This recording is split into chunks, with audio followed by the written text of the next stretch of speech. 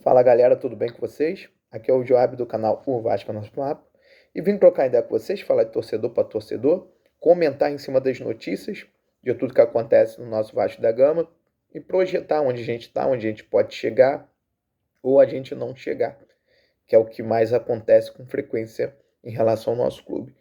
Né? Mas vamos refletir sobre a situação ontem do jogo contra o Botafogo e assim comparar com o que está acontecendo particularmente no cenário aqui regional, referente ao Botafogo, Flamengo, Fluminense. Mas antes de mais nada, peço a vocês que se inscrevam no canal, deixem seu like, ative o sininho, para esse canal alcançar o máximo de vascaíno possível. Valeu, gente? Então, ontem só é a confirmação daquilo que a gente já vê e às vezes não quer enxergar.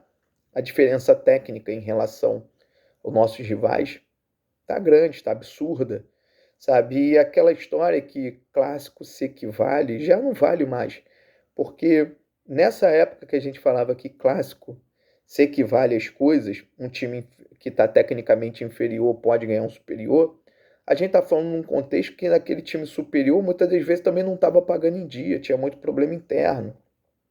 E ainda tinha na cabeça deles, cara, é o Vasco do outro lado, é fulano do outro lado, e dependendo do elenco. Hoje isso não cola mais, gente.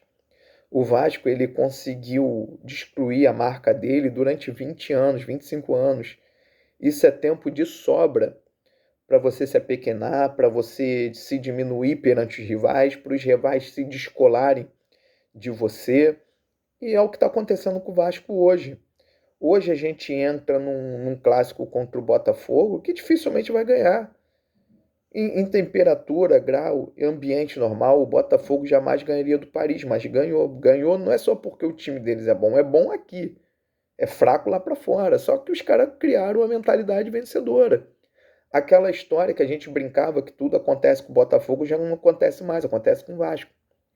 Aí a gente pega um Fluminense que, por mais que passe crise, por mais que não arrecade igual o Vasco, por mais que não tenha a projeção do Vasco, por mais que também se enfiou na Série C, o time vem batendo de vez em quando campeão brasileiro, na época da Unimed, deixou isso para lá, mas também não caiu, não brigou com essa frequência também para não cair, se manteve ali no nada. Só que agora eles se armaram de ganhar brasileiro não, Libertadores, Recopa e foram para o Mundial e foram mais longe. E meteram muito dinheiro no bolso. E no momento que eles cismaram de negociar uma SAF, eles vão ter isso para apresentar. Aí você chega no Flamengo, o Bandeira de Melo fez o trabalho que fez.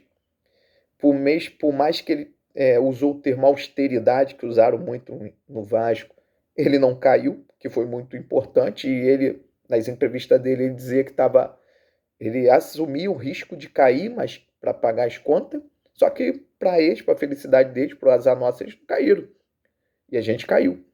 Com o discurso de austeridade, com um monte de jogadores que você vê na justiça aí, a lista, que não botou a gente em lugar nenhum. Aí você vem para o Botafogo. O Botafogo foi vendido 400 milhões. Para mim, um valor muito baixo. Mas o que é baixo e o que é alto? Se alguém chegasse para um vascaíno e falasse, ó, vamos vender a SAF do Vasco por 400 milhões de reais, todo mundo ia dar chilique, eu daria, vocês dariam, todo mundo. Só que o cara que deu 400 milhões de reais botou o Botafogo campeão brasileiro da Libertadores. Simples assim. E botou o Botafogo no Mundial e faz excelente venda, e sai jogador grande, entra jogador grande. O Vasco foi vendido por 700 milhões, mais a dívida de 700, e olha a gente está. Todo ano briga para não cair, time super inflacionado. Você entrar agora no Transfermarkt, você vê o Bragantino é mais barato do que o Vasco. O próprio São Paulo, que está numa pindaíba do caramba esse ano, mas 2 anos atrás ganhou uma Copa do Brasil com um time desacreditado, com um time que ninguém dava nada. Aí você pega o Corinthians afundado em dívida, contratando jogadores bons, e dentro das maluquices desde lá, o clube flui. Aí você vê um Fortaleza que gasta menos do que o Vasco, mas faz boas campanhas, chega também final do Sul-Americano, igual o Bragantino. A gente tem um time mais caro do que o do Fluminense, mas você olha os resultados em campo, não se equivale com o que gasta, com o que pensa, com o que investe. E nisso a gente vai ficando para trás. o time não flui, a instituição se é pequena, né? O nosso CT foi por um terreno que a prefeitura doou, não que o Vasco foi lá e comprou, mas era sempre discurso de austeridade, mas a dívida só aumentava. Ah, Joab, você está pedindo para o Pedrinho fazer maluquice? Não, eu acho que ele tem que fazer substituições com o dinheiro que ele tem lá. Porque pagar salário alto ele consegue pagar. Talvez o Vasco não adquire um jogador caro. Talvez não. Vou dar um exemplo aqui. Se vocês entrarem de novo no Transfermarkt, vou dar um exemplo. Do Kanté, o volante que era do Chelsea, é 5 milhões de euros. O João Vitor foi 7. Quem entregaria? Ah, é posição diferente, é posição diferente. Mas quem entregaria? Mais. Aí você tem o Lucas Oliveira, né, na zaga, melhor do que o João Vitor para mim. Só é mais lento, mas ainda tem uma boa velocidade. Erra até um pouco menos do que ele, para mim mais seguro do que o João Vitor. Cara, não é melhor você aceitar que perdeu algum dinheiro, porque o Vasco aceitou que perdeu o dinheiro que o Capasso perdeu. O Vasco aceitou que perdeu o dinheiro com o Orelhano e perdeu. Não era mais fácil aceitar uma venda pro Cruzeiro, mesmo que os 7 milhões ninguém vai dar, gente. Por mais que ele jogue pra cacete, o Flamengo comprou o Léo Ortiz jogando pra caramba no Bragantino por 6. Se o João Vitor jogar pra caraca, talvez recupere os 7, olhe lá.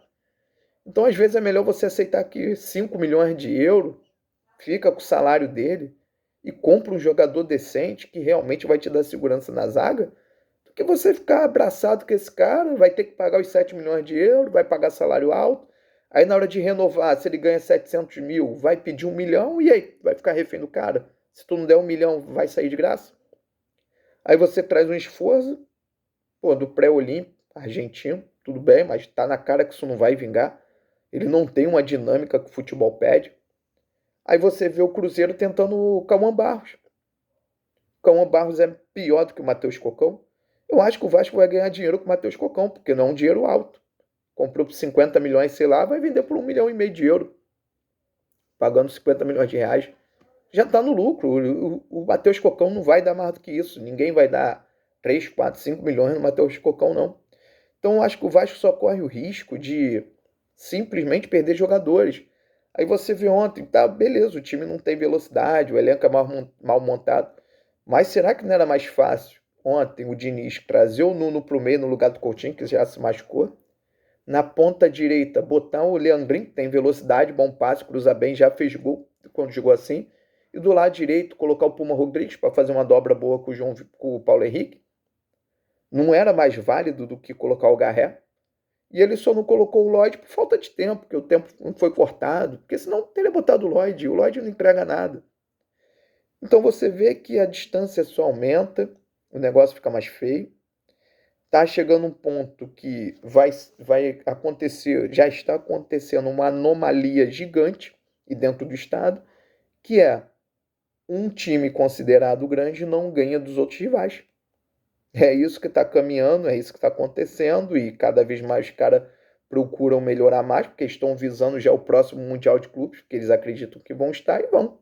E a competição ao nosso redor só aumenta, um Bahia hoje é do Grupo City, daqui a pouco outro clube aí é vendido ou arruma um parceiro, igual o Corinthians arrumou o MSI aí, a gente vai ficando para trás. Eu acho que a única coisa que o Pedrinho pode fazer de bom esse ano, montar bom time, ele não vai. Isso aí eu tenho certeza que não vai. A única coisa de bom que ele pode oferecer à torcida, eu não estou dizendo que ele está lá de má vontade nem nada disso. Eu só estou dizendo que a única coisa boa ele é arrumar um comprador.